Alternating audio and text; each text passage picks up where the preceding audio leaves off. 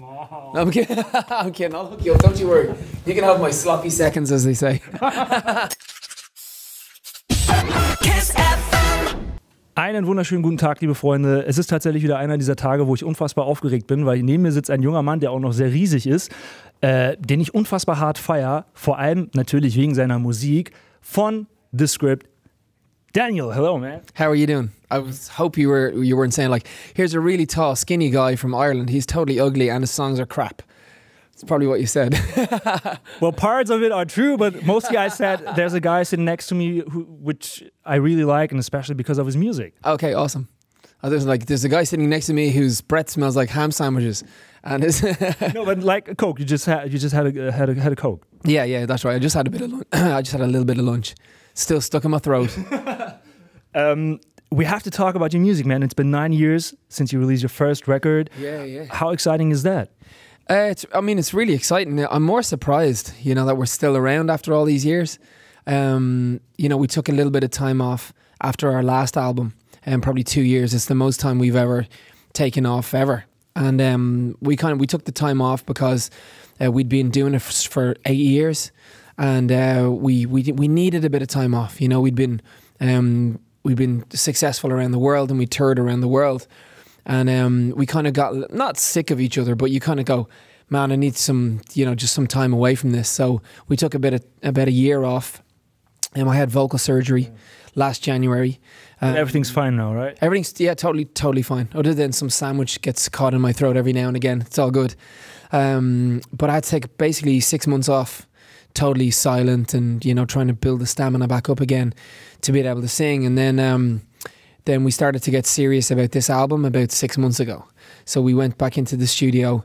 Our families were like, yeah, they're getting back in the studio, thank God. They don't sit around here telling us what to do anymore. So were you like kind of annoying your family members, and they were really happy? Yeah, we were annoying, yeah. They annoyed us, which is why we started the band. And then we finished the band, and then they got annoyed again. So we're kind of back out because of them and us. The Script has come a very long way. I mean, you guys are like together since forever. Yeah. How would you describe your journey? Rags to riches, we're still on the journey. We still kind of feel like we're about halfway. It's been almost 10 years, but we still feel like we've plenty more wind in the sails, as they say. We've a saying back home. I think that we started off like every musician, broke, sleeping on couches, doing whatever we could to get by. Then we wrote a song that changed our lives, and I think on the first album there was a few songs really, Man Who Can't Be Moved and Break Even. Songs are songs, but both of those songs have put a roof over my head and have put clothes on my back and really fed me for the past 10 years, and it's an amazing thing to see your music doing that. And then we took the songs around the world, and then to see the effect that your songs have on other people, that's even more of a blessing, to be able to not just have a song on radio, but to perform live and to get that energy back from the crowd it's really, really special feeling. So, like I said, we feel blessed. But yeah, I think we're kind of rags to semi-riches. So hopefully the next album is going to, support you so you can buy fancy clothes and stuff. I mean, Freedom Chart is out. Congratulations. Yeah. How cool is that? I mean, describe the energy. I mean, I always love the energy of your records. So what kind of energy can we expect from that record? This one is it's a little bit more up-tempo. We tinkered with the sound a little bit. We messed with the sound to kind of reflect modern day radio, because it's pretty hard for a band to get played on back-to-back with Drake and Justin Bieber. They're like everywhere, right? Yeah, I mean, because it's good. It's good songs, it's great production.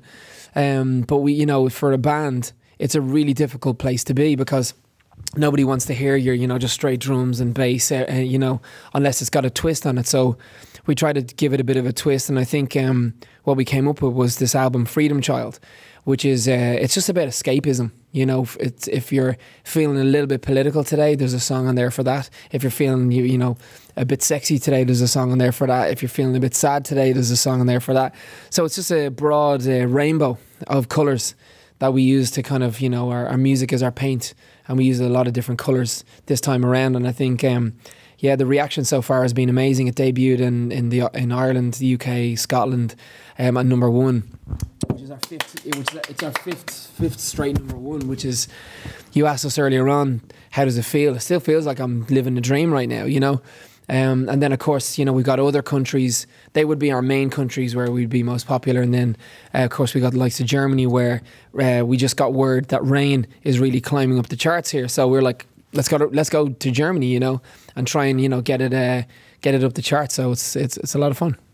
There are songs where the process of creating them is like very easy, you know, you just write them, record them so quick. And sometimes there are songs where you're like, we just worked too long on them, we have to drop them. Are there some songs where you like, maybe we should have finished them? Oh yeah, I mean, because all the songs, I think every songwriter thinks that everything they write is a hit.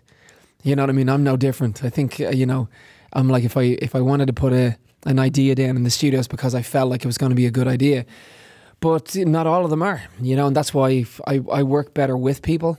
So I work better when if I have a production partner, Mark, our guitarist, he would be the production partner, songwriting partner. So I quite like, if I think everything's great, he'll go, no, you know, 90% of it's shit. So he's very honest. Well, he's very honest, yeah. He doesn't butter it up, or very jealous. I'm not too sure. I haven't figured that out yet. But you guys are still hanging out together. Of course, no. But I'm the same with him. All of his ideas, it's really, you know, you can, you know, if I was in the studio with somebody, let's say a new band or a new writer, and I say, here's an idea for a song, because I'm in the script, they go, oh, it's amazing, I love it. But it can't. Not everything can be like that. So having somebody in the band that you respect and you respect their songwriting is probably the best thing you can do, because the bigger you get as a band is the harder it is to be able to tell somebody it's not a good idea. But having friends, and we're all friends in the band, I think that's probably one thing that's kept us very successful over the years, is not allowing our songwriter heads to get too big, you know, without the other person going, I'm popping it for you. It's very good. What would you say was the nicest feedback you ever got from other musicians? Oh man, we've had a lot through the years. 2 days ago, we got a phone call on air from Chris Martin to say he loves the new song Rain, which was really weird, you know, yeah, which is great. We got asked to support U2 on their tour because they heard the music and they loved it. Paul McCartney said he really likes the songs. Michael Jackson was into our first album before he passed away. We got word that he really liked the music. I've heard a friend of mine was in Aspen, and he was in a VIP section in some weird bar in Aspen, and he says, you're not going to believe, I just walked by Mariah Carey and she's singing Break Even at the top of her lungs. I was like, this is bizarre, you know what I mean? Like, because these are people I grew up with and, you know, idolized as a kid, but to hear all these people like their music was phenomenal. How cool is that? Every one of them is so cool in its own right, you know what I mean? I could go on about the Michael Jackson thing forever, could talk about the Mariah thing forever, but every one of it is really cool. You guys obviously have a rock star lifestyle. Do you remember a moment, or maybe you had it before a little bit too much? I have, yeah, but not as much as I did in the younger years, yeah. What's your ultimate rock star moment you will never forget? My ultimate rock star moment? I've loads. I got so drunk I fell down 12 steps on my knees in front of U2.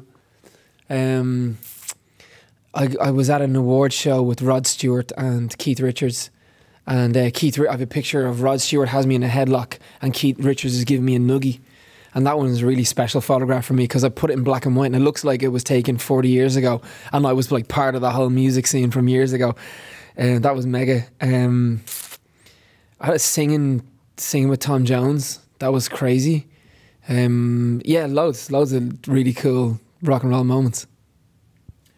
Since Mark and Glenn are not here, I'm very sad because I prepared a little game, so we have to play. Okay, I'll play on their behalf. Yeah, that's really good. It's not because go their way because I'm here and it's not them. So yeah, be prepared, lads. But you have to be. I know they're watching all this shit at home as well, you know. Okay, so you have to be honest, right? Okay, I want you to say, who do you think the following statements fit the best? Yeah, okay. Yeah.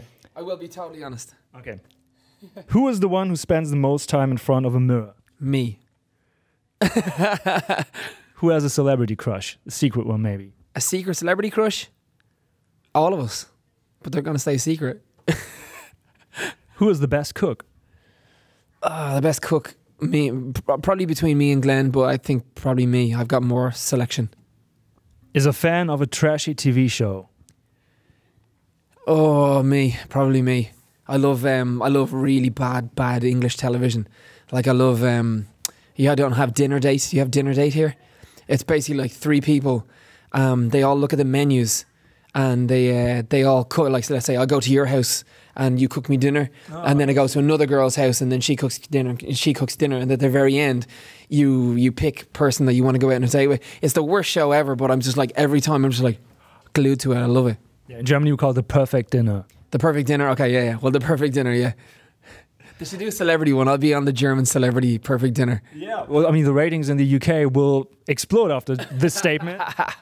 Yeah. Has the weirdest ex? The weirdest what? Ex-friend. Girlfriend. The weirdest, probably me. I had a girlfriend who was a dancer, but she didn't dance to the beat. She danced to the words. So she was just she was supposed to be a dancer. She was awful. Hello, by the way, if you're watching this. I don't know. It could be any of them. There's literally like 7 exes that will all go, was that me? Has the darkest secrets? Has the darkest secrets? Mark. So next time you're here, we have to And I say chat. that because he used to be a grave digger. He used to work in a graveyard. Really? That's pretty fucking dark if you ask me. Yeah. Well, that's creepy. I don't want him to show up. Sorry. The next time you come all by yourself again. Okay. No worries. Is the funniest when drunk as fuck? Oh, probably Mark as well. Yeah, Mark's really funny. He's good. He's great sense of humor. Let's talk about your fans. I mean, you guys are famous all over the world. People love your music. People love you. Don't forget we're handsome as well. Yeah, you're very attractive. You're tall. You have tattoos like everything girls want to see you when they have a rock star. What was your craziest fan experience so far? Craziest fan experience. Oh, we had a girl print off a laminate. So somehow she managed to find online a laminate of the tour.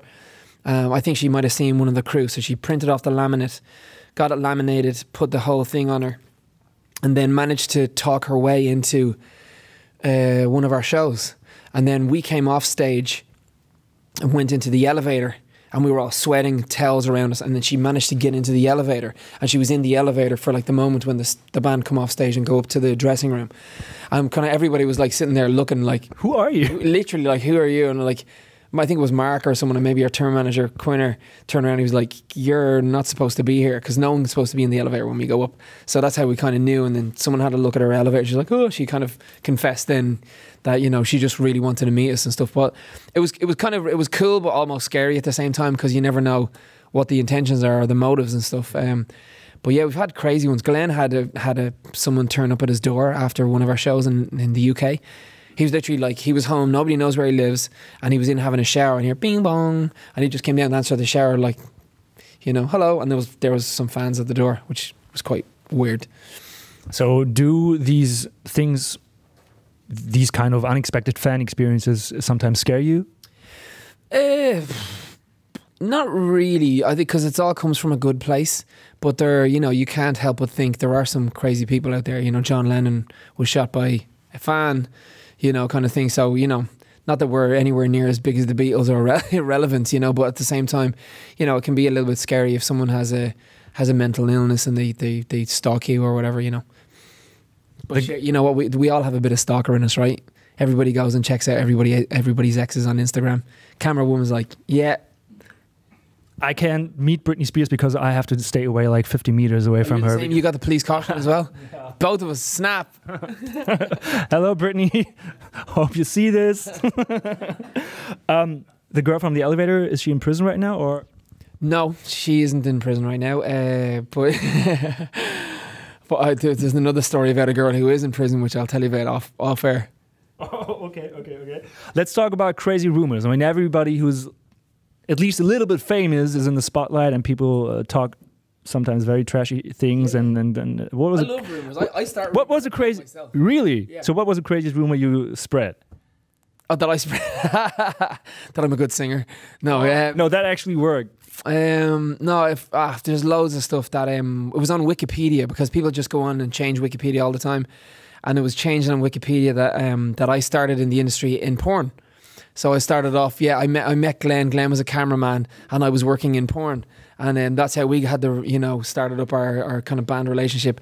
But that kind of goes, there's so many stupid things. I'm always being linked with people, Cameron Diaz, Lindsay Lohan, Taylor Swift, all these different things. Okay, and which ladies actually got to meet you in person? I've met them all, I've met them all. I've hung out with all of them, but like having a big romantic relationship with them, no. We have the world famous fuck you hotline at Kiss FM, which basically means that people can call us and say, hey, this happened to me yesterday, I want to say a big fuck you too. And they call us and we air it on the program at Kiss FM. Amazing. That's really cool. So is there anything that recently happened where you're like, I want to say fuck you straight into this camera? Yeah, I want to say fuck you to the Four Seasons in New York. And I'll tell you why. Because I booked it on my Avios, right, on my air miles.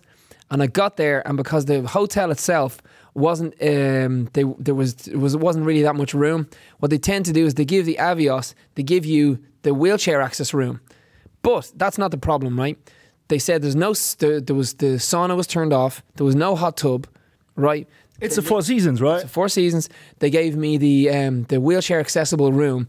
But this is the biggest fuck you, is that the wheelchair accessible room had the worst view. It literally, I opened up the curtains and there was just another apartment. I mean, literally there. So I was looking into somebody else's apartment. By the way, it's not just for me, I'm just saying for anybody who is in a wheelchair or anybody who is handicapped, it was the worst room in the fucking whole hotel. So fuck you, Four Seasons, for that. Word. Freedom Child is out. Everybody's very excited. Thank you so much for visiting us at Kiss FM in Berlin. It was very cool to see you.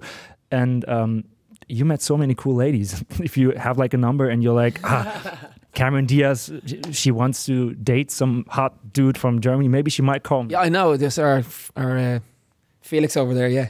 Hot cool dude from Berlin. Oh, you just said a hot cool dude from Berlin. He was the first person I thought of. No, I'm kidding. I'm kidding. I'll hook you up. Don't you worry. You can have my sloppy seconds, as they say. I'm happy with everything. Holla. It's very good to see you.